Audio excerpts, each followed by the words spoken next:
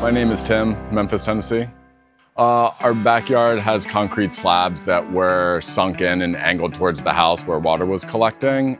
And we also had wood in between all the concrete slabs that was rotting. So because they were rotting, we were kind of worried about people's safety with screws being exposed and splinters, and it was like a little bit of an eyesore in an otherwise beautiful house. Discovered Redeemers Group through Google reviews. The crew that came out was amazing. They actually even came out early to make sure the job got on time when they saw the amount of wood that had to be ripped out in the pictures. And were very communicative and so professional in their job, and they really even brought over extra people to make sure that they finished on Friday. The results are amazing, extremely satisfied, and we're actually going to use Redeemers Group on future projects for our driveway and out front.